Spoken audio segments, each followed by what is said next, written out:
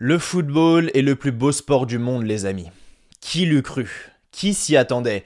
Qui s'attendait à voir un match comme ça? Qui s'attendait à voir une victoire de l'Arabie Saoudite 2-1 face à l'Argentine? L'Argentine qui est l'un des grands favoris de cette compétition. Personne. On va se l'avouer, personne. Je suis sous le choc. Bravo à l'Arabie Saoudite. Ils méritent des applaudissements. Ils ont fait un match absolument exceptionnel. Bravo à eux.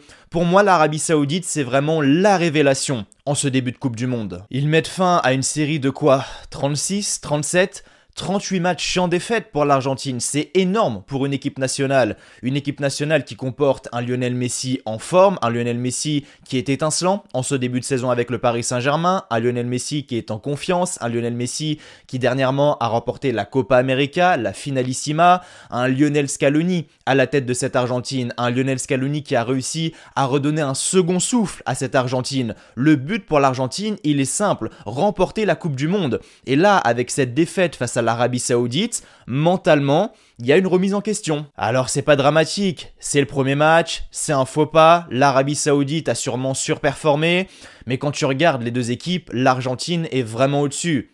Les gars, on se regarde droit dans les yeux, avant ce match-là, est-ce que vous connaissez un seul joueur au sein de cette équipe de l'Arabie Saoudite? Si c'est le cas, bravo, moi personnellement, j'en connaissais pas un. L'Argentine était vraiment au-dessus. Quand on regarde cette équipe de l'Argentine, dans les buts, Emiliano Martinez, gardien d'Aston Villa, très très bon gardien.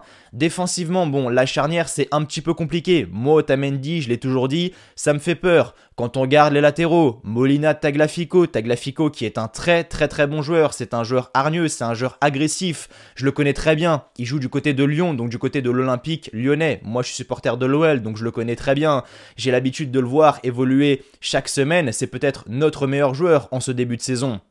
Au milieu, ils ont Paredes, De Paul, qui sont également deux très bons milieux. Alors effectivement, en ce moment avec l'Atlético, De Paul c'est un petit peu compliqué. Là ce matin, il a également eu du mal face à l'Arabie Saoudite, mais quand il joue à son niveau, c'est quelque chose. Il est extrêmement bon, il récupère énormément de ballons, il a un jeu au pied étincelant. Je me souviens de sa transversale lors de la finale de la Copa América pour Ángel Di María qui permet à Ángel Di María de marquer et de donner la victoire à l'Argentine. Au départ de l'action, c'est De Paul. Offensivement, t'as Di María qui est un joueur extrêmement sous-coté, mais qui est extrêmement bon. Lionel Messi, peut-être l'un des meilleurs joueurs de l'histoire du football, ça c'est à l'appréciation de chacun. Ensuite, tu as Lautaro Martinez, titulaire indiscutable au sein de l'Inter de Milan. Bref, l'Argentine n'a rien à envier à l'Arabie Saoudite, loin de là. Et l'Arabie Saoudite n'a pas été ridicule. Ils sont allés la chercher cette victoire, et bravo à Hervé Renard. Il fait un travail excellent avec cette nation. Il y avait de l'engagement, de la vitesse, une volonté de mettre l'Argentine sous pression constamment. C'est une équipe qui n'avait pas peur, qui jouait très haut, et on se disait bon, au vu de leur déficit technique et au vu de leur infériorité vis-à-vis de l'Argentine, on va pas se mentir, ils auraient pu mettre en place un bloc bas resserré, et finalement non. Ils ont joué très haut, pressing constant, ils ont magnifiquement bien joué le hors-jeu, l'alignement était parfait, effectivement ils prennent 2 buts, mais 2 buts hors-jeu, effectivement Lautaro Martinez marque 2 fois, mais 2 fois les buts sont refusés. Le premier, c'est une magnifique passe de Papou Gomez qui vient briser le dernier rideau, la ligne défensive, Lautaro Martinez pique le ballon, il marque, c'est refusé parce que l'alignement est parfait. Ensuite c'est Messi qui fait une passe à Lautaro Martinez, là également la défense est extrêmement bien alignée, le but est refusé. Bref, franchement, gros match de l'Arabie Saoudite. Et au vu de ce que j'ai vu cet après-midi, l'Arabie Saoudite, de ce que j'ai vu ce matin plutôt, l'Arabie Saoudite peut être la surprise de ce groupe. Alors j'ai pas vu le Mexique ni la Pologne jouer. Pour le moment, je vais les voir cet après-midi, c'est pas deux nations que je maîtrise extrêmement bien, donc on verra bien. Mais en tout cas, si l'Arabie Saoudite reproduit le même match qu'ils ont fait face à l'Argentine, face justement au Mexique et à la Pologne, ils peuvent terminer deuxième, voire même premier, parce que c'est vraiment une surprise, cette victoire face à l'Argentine. Et en plus, le pire dans cette histoire, c'est que ok, ils gagnent 2-1, mais ils prennent un but sur penalty. Un penalty qui est extrêmement litigieux. Alors je veux pas rentrer dans la polémique, hein, attention, mais je vais donner mon avis personnel. Pour moi, il n'y a pas penalty. C'est des situations qu'on voit 10 fois par match. Hier, entre l'Angleterre et l'Iran, Maguire, il se fait ceinturer, il s'écroule dans la surface de réparation, l'arbitre ne siffle pas penalty. Là, c'est pareil, c'est un corner. Effectivement, on a Paredes qui se fait un petit peu accrocher, il s'écroule dans la surface de réparation, l'arbitre va voir la VAR, penalty. Alors que Paredes, on le connaît, c'est un joueur malin, c'est un joueur qui va chercher la faute. Et en plus, quand tu regardes bien, il fait même pas action de jeu.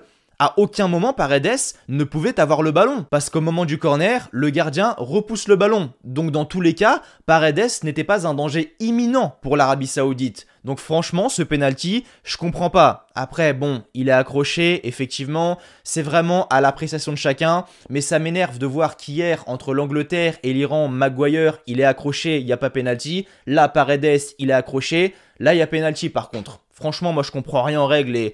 c'est pareil, en Ligue 1, en Première Ligue, en Liga, là en Coupe du Monde, bref, moi je comprends plus rien à l'arbitrage, franchement ça me fatigue. Non, franchement, grosse prestation de l'Arabie Saoudite, gros match en ce début de Coupe du Monde, pour moi c'est vraiment la révélation, la meilleure équipe asiatique. On va pas se mentir, alors évidemment, il reste des nations comme le Japon ou la Corée par exemple, mais en tout cas l'Arabie Saoudite, ça m'a donné satisfaction, ils ont vraiment réussi à mettre cette équipe de l'Argentine en difficulté, on n'a pas vu un grand Messi, on n'a pas vu un grand Tagliafico, on n'a pas vu un grand Lautaro Martinez, et j'ai l'impression que cette équipe, elle s'était préparée, ils étaient prêts, et là ça y est, au moment venu, boum, tout s'écroule. L'Argentine était sur une série de quoi ? 36, 37 38 matchs sans perdre, c'est juste quelque chose d'exceptionnel.